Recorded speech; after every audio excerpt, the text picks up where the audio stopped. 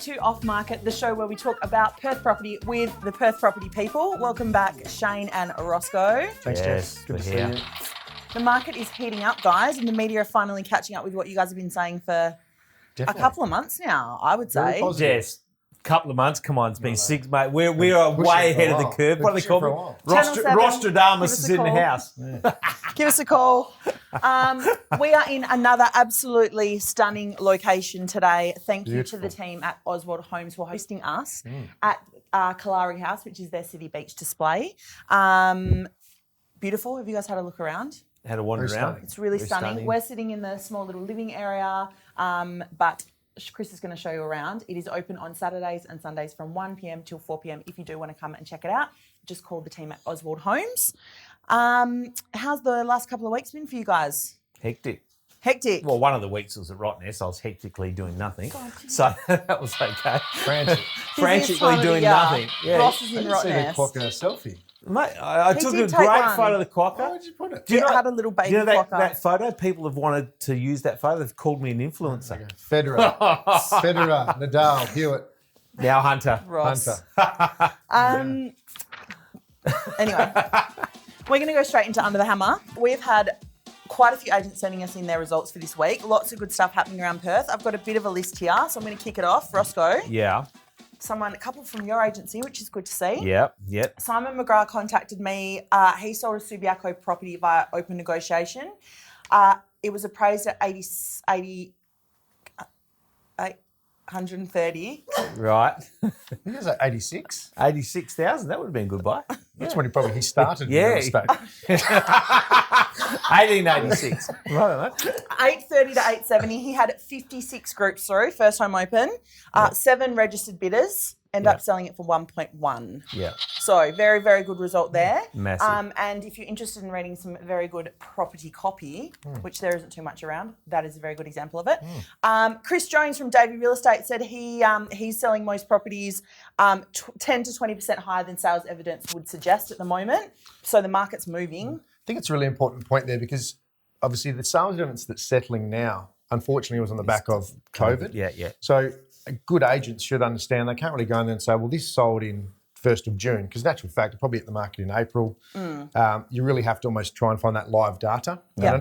And your more dominant agents obviously going to have that info because they're the ones selling it. Yeah. It's real-time data at the moment. Yeah, absolutely. Yeah. And we are seeing for the first time valuations lagging for that exact point. Yeah, right. So agents want to be going there with sales evidence saying this is what we used because the valuers won't be privy to that sometimes. Yeah, right. Okay. Yeah. Good to know. David Airy from Airy Real Estate has sale in Mount Claremont, first home open. He got an offer that it was 100K over sales evidence. Yeah. And then ended up selling before auction after several more offers came through. Yeah. Lisa Buckley shared a flat she had on the market for 230, 270 and was sold for 290 within 5 days. Yeah. Amazing. Chelsea Lansdowne from Ray White, Mosman Park, Cottesloe, tells us about a rental they had on the market for $1,800 per week. Tenants offered $1,950 per week to secure it sight unseen. So I actually saw some footage on your Instagram or the office Instagram of people lining up wanting in a loo. Yeah. Like, what was? Look, it comes back to that sale you got there for Lisa Buckley. You know, what's really interesting about that, be it the rental, be it the sales market at that sort of 250, 270, which is almost the forgotten market. Everybody talks about all the big sales, the Hollywood sales, which is all nice, but that's the forgotten market as far as commentary goes. And I find that really fascinating because all of a sudden we're seeing that market really get some gravitas, which hasn't happened for a very long time. So I actually think it's a really important market to watch as an indicator of what's really going on. So, and be it the rental market, the same at that level. We do have Jamie sitting in the corner, and a lot of this stuff that we've just spoken about was Western Suburbs. Jamie, you're East Vic Park based. Can I ask if you've had any kind of incredible results that you're wanting to share from a slightly different market? I think leasing overall, we're probably looking at an average of 15 to 30 people at a home open. First home open, and probably on average 10 applications per property. Wow. Okay. And good quality applications from what we're hearing. Like before sort of, do we take a chance? But I think the people that were just skimming through, because there's no one else, they're going to struggle. Yeah. I mean, and the other interesting thing about applications, Jamie, we're seeing people actually going to the effort to ask other people, what do you need to do to actually have your application? It's almost, I'm putting a CV in for a job. Yeah. How do I write the best CV possible? People that take the application seriously, wanting to make sure they pop. I'm going to stop you there because we're skipping ahead. Sorry. And we are going to get Jamie onto the show a little bit to talk exactly about that. You've been put in our spot, mate. Well, definitely. I know. Well, okay, we'll get back on point. I'm on point. We're on point. Keep it up, Ross. Thanks, mate. Keep it up, Ross. Thanks. Anyway, the moral of the story, guys, is things are moving. We're very excited. We're more excited than we were a month ago. And what Ross said about that entry-level housing, what people forget, at 700, it's been hot for a while because people are typically going up or down the real estate ladder. We need that entry level to kick so that negative equity gets chewed up, and those people at 300 can go to 500 and it flows on. Unfortunately, state government, I guess I'm whinging, no first homeowners grant. They could have had this happen a while back, but fingers crossed. But then that market too, though, Shane, we talked today's property management focus, but then that market is very important because what we've got at the moment is a shortage of investors out there, has been for a long time. Investment properties, so rentals, which are really tight at the moment. So all of a sudden there's confidence in that market, which is going to bring investors back in the market for the first time. They can see capital growth and they can see a decent return. And that's the first market the investors head into is that level. So one thing on that, I think quite often you hear on the radio agents saying we want a grant. I don't think I'll sell more properties because there's a first homeowners grant. But what I do know is when you've got a rental crisis and you can't help people get into the market as an owner, you're always going to have a rental crisis. So that's what it's about. Not about agents making more sales, because I don't think it will happen. In fact, some buyers might change things, but it's about actually freeing up property in general. Beautiful. All right. On that note, we're quickly going to talk about, for the real press this week, the federal budget, which was released this week. A couple of things of note for the real estate sector. Tax cuts, backdated to July 1. Expanded first home buyers deposit scheme, which has increased the purchase price of property from $750 to $950. Shane, you're looking sad about that? Not unestablished. Not unestablished. It's ridiculous. Yep. But, you know. The same old story. An increase... No, got a new home rep. Yes, so he's laughing. I can actually hear him chuckling in the background. He's on Instagram. I can see him. That's why we're driving Volkswagens. He's driving Porsches. That's right. The final one, which we, I guess, noted was an increase in spending on infrastructure, which, as we've talked about before, really does have a direct impact on property prices in those areas. And as we said before, the infrastructural, which was spoken, the investment by the WA government, we actually seen it out there on the roads and cranes and roadworks and all those things are happening now. So, and once again, it all streams back to confidence. And something Shane said off camera, which I think is really important, is he said we're the only state that's not in a recession. Not recession. So I think we've felt that for quite some time. There's been a better energy about the place, but to actually have the press saying WA is the only, literally, state, or island as we refer to ourselves, that isn't in recession is a pretty powerful message. And I think families looking to move to WA, whether it be trades, because I think it's not just mining. Whilst mining gets all the limelight, all this building that's happening, we're going to need more chippies, more concreters, more plumbers.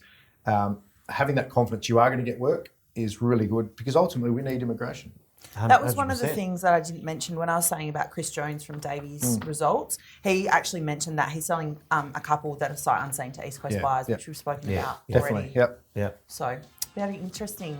All right, guys, we're going to go into in the industry, but we're mixing things up. Normally we don't invite our guest on just yet, but we are going to today. So please come on down.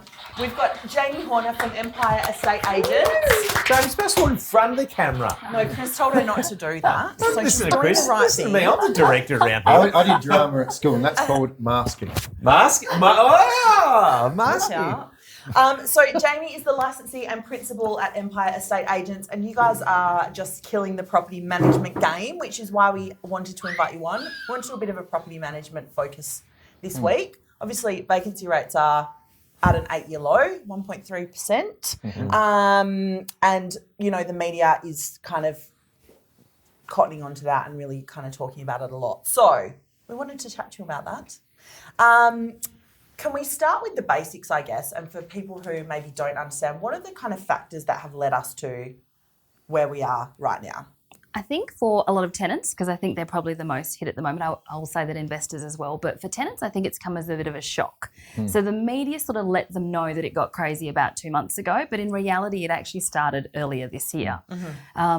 In reality, you need about 7,000 rental properties to be available in stock for supply to meet demand. And when I mean supply to meet demand, I mean 5 people at home opens, a couple of applications, rents going up $10 per week.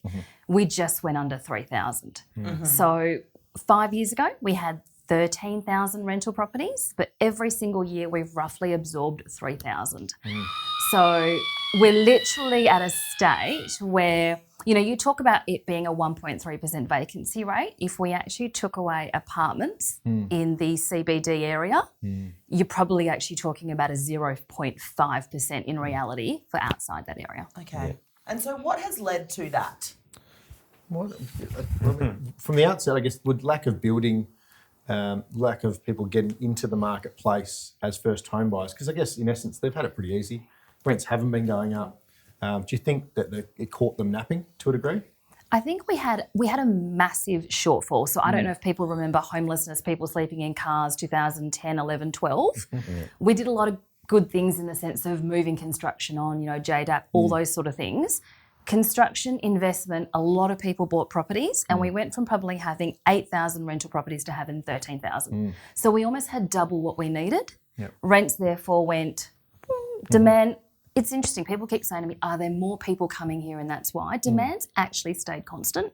We had a huge oversupply in 2013, got up to 13,000 properties, but every year we've just chipped away 2,000, 3,000, 3,000 properties. But most of my owners are long-term investors and they will probably buy a property every 2 or 3 years. They're just mum and dad, but they haven't bought a property in the last 5 years. So we just don't have that supply. I mean, you guys do a lot of selling. How many people in the last 5 years have bought a property out of investment purposes? Well, the ones that have, unfortunately, probably 4 or 5 years ago, they felt they got burnt. But we say to them, you only get burnt if you're selling. You're getting in. I think anyone's brought in the last 4 or 5 years, looking back, I think they're going to do well. They really are. But you're right, because they've sort of had the LVR on their own property come down, they're typically that equity using that line of credit has, I guess, pulled back. So it's taken a lot of people out of the marketplace. That is a general rule, but they still believe it's a good thing to go into buying property, but it just unfortunately hasn't been friendly to them for that. For that I think situation. the last 5 years have been hard. So they're a bit shy, but we absolutely need them to come back into the market. We're sort of talking critical levels at the moment. How do you think the emergency period that we're in right now is affecting that as well? Look, Demers did come out and give us an explanation on the extension. I must admit, we're probably all up in arms. Queensland were quite good. They basically said, those that are affected, let's have a legislation for them. Let's look at grants for them. But for everyone else, let's put them back to the free market. So we've had 6 months of rent not going up, and now we've got another 6 months of rent not going up, which means that investors are going, I still can't technically get the right landlord in protection insurance, still worry what's going to happen. I've had owners who have said that because they can't get their landlord protection insurance, they're not going to put their property up for rent. They'd rather just leave it empty. Can you explain why that is? So when COVID hit, a lot of landlord insurers removed, either basically set a moratorium on taking out new policies, or we would remove rent default. Right. So we've got a lot of owners that have got a lot of concerns, but we need them back in the market. If, like I said to you, if you took out Perth, East Perth, North Perth, Burswood, we're down to 2,000 properties and we need 6,000. Yeah. Well, it's interesting, that number, because when I think 2006, 2007, when the real estate market for selling was at a crisis point, it got down to 4,000 properties on the market. I think they say about 12 to 13,000 is the healthy number. That's the perfect hum number. And we're at sort of 10,300. So normally one market's going and one's not, but at the moment both are pretty buoyant. I think come March, those rent increases are going to be huge. Bit of a rude shock. So it's a bit scary but that landlord insurance, that's not really fair. I guess the government bringing a policy. When are insurers fair, Shane? Well, it's a Tell very me good that. story. They're like but banks. I'll talk about they give you an time. umbrella when the sun shines and they take it away when it rains. That's very true. But I just don't think you can actually have a government policy brought in which makes it, in essence, illegal to do something. But then they take the policy away protecting you from that. But Yes. it's modern day mafia. You're preaching to the choir, mate. Oh, Tell me very quickly, how are you managing people who are missing out at the moment? Renters. Look, I must admit, we've gone from aggression when you tell people that they weren't accepted because they didn't know it was a crazy market. So a lot of people were actually, wow, is that why I was actually denied? I didn't realise it was. I think it hit people pretty quickly.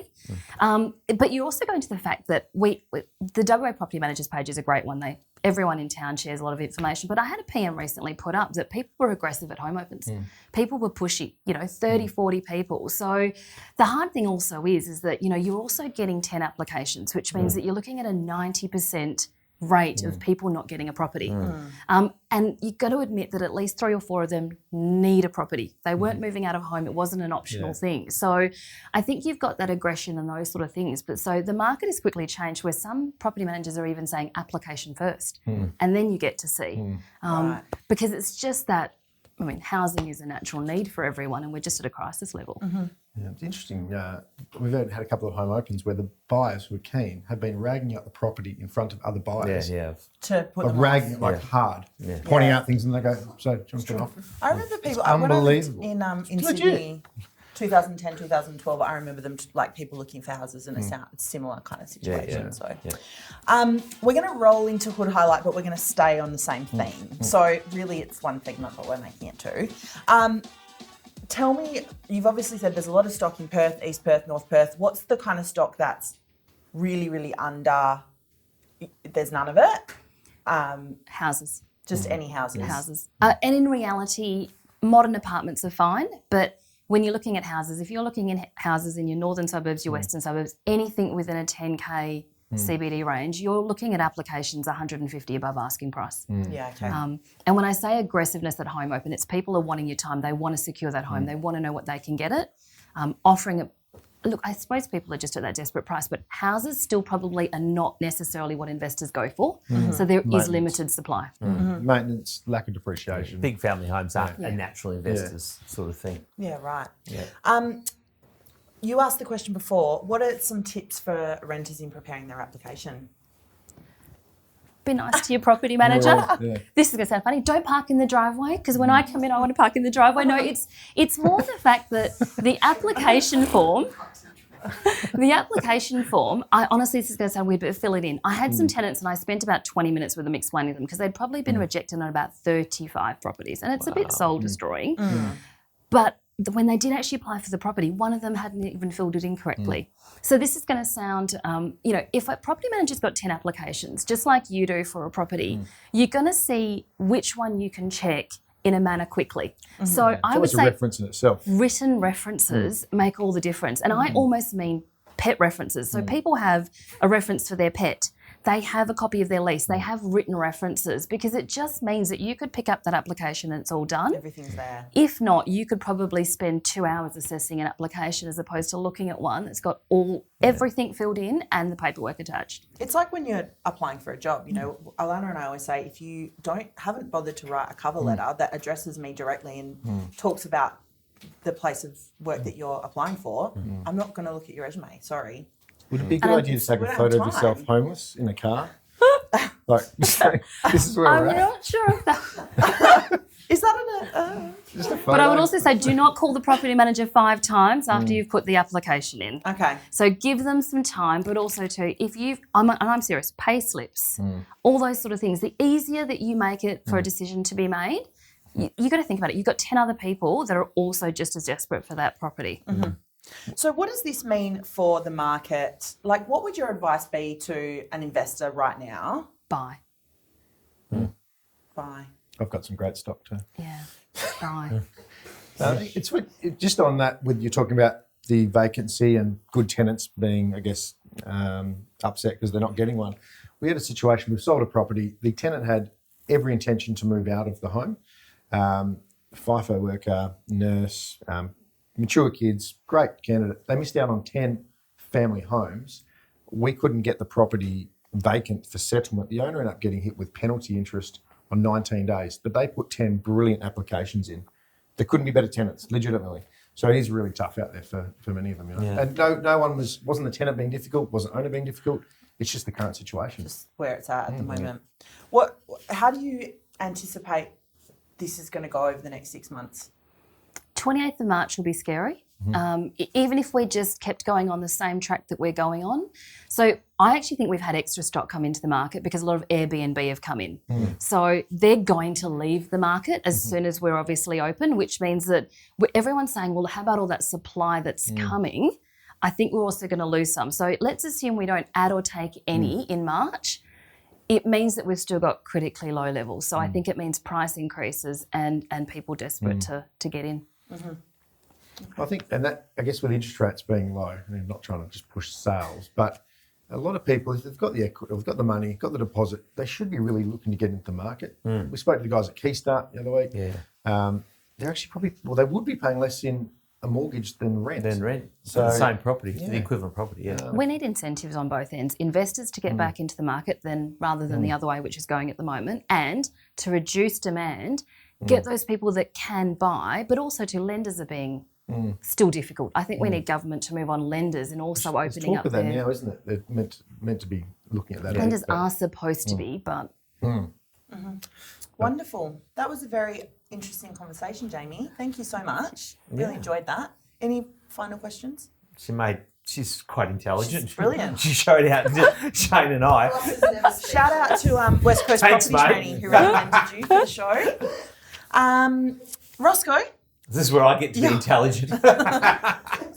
this is where you get to lift the hood. This is it, mate. Under the hood.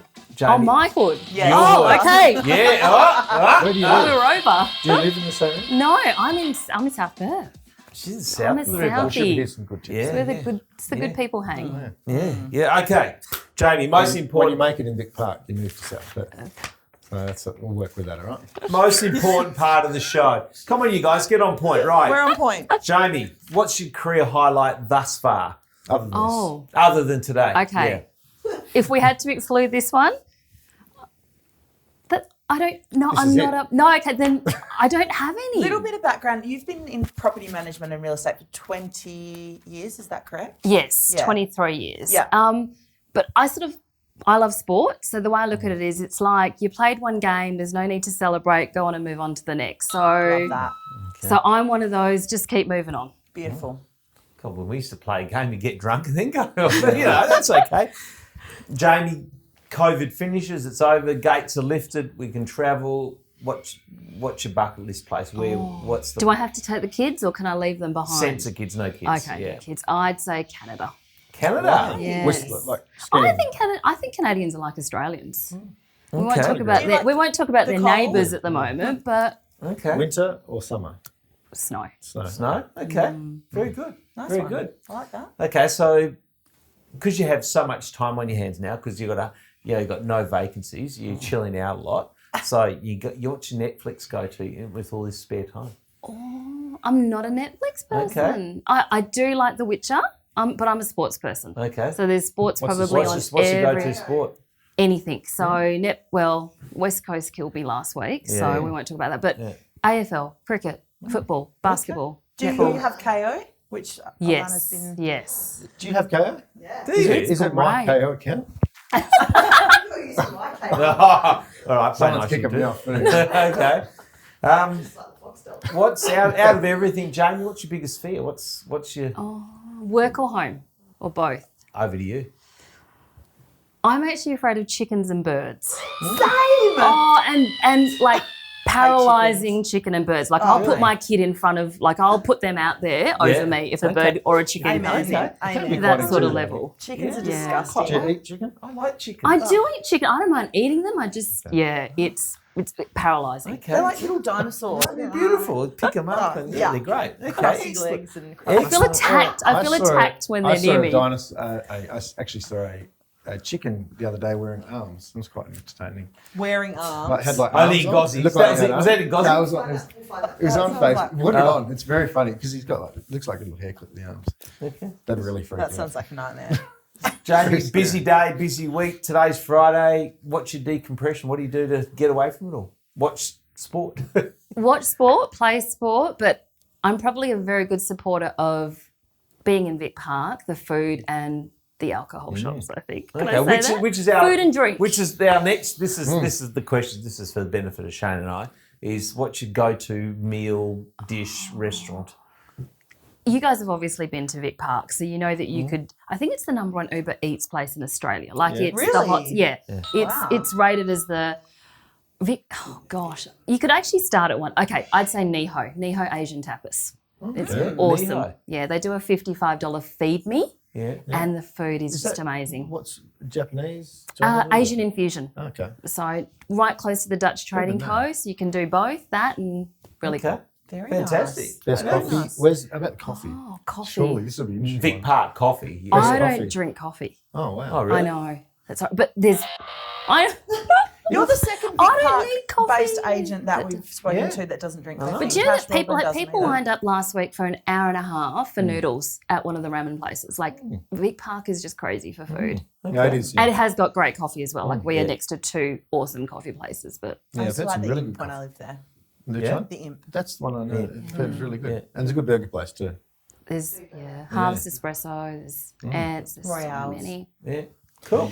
Anyway, Thank you. brilliant. Actually, I hungry loved that so much. I related on so many levels, mainly about The chickens.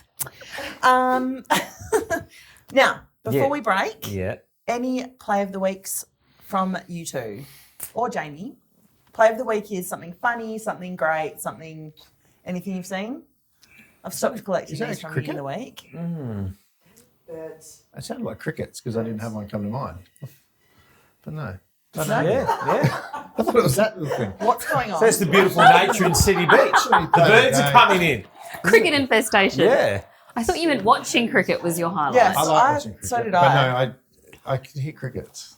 So the Okay, play of the week play is of the week. Shane. Shane's deep Shane just soul. had a stroke on camera, and that's our play of the week. I can hear it. I think we'll move on, Jess. On that note, we're wrapping up the show. So that is it from us today. Thank you so much, Jamie, for joining us Thank and you for providing having us me. with so much insight. Thank you to the team at Oswald Homes for hosting us at the beautiful Kalari House. Once again, if you do want to visit, it's in City Beach, open Saturdays and Sundays at 1 p.m. to 4 p.m. Any topics, results, property of Cool the week. properties. Cool I see some properties. awesome properties get sent through. Oh yeah. Property of the week. Property of the week. Can we launch my one? Yeah, Cut go. to it. Cut to it. Look at this one. It's coming very, very soon. All the details attached.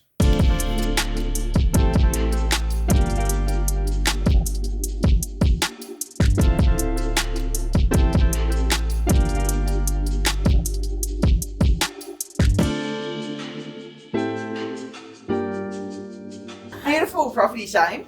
Amazing. Spacious. Perfect for COVID. It is. Not that we need COVID back, but if you were in lockdown, that's the place you want to be. It's true. You would, definitely. There you go. If you do have a property that you would like to share with us, we are going to start doing property of the week. Anything beautiful, cool, fun, amazing, any property rental, different. Rentals or sales, we want to see them. Either tag us in the post or hashtag off-market Perth, and we'll find them and we'll share them on the show. The best one on the show. I look forward to seeing them. We look forward to seeing them. We do. Yeah. We love property. That's why we do the show. That's it from us. We will see you next time. Done.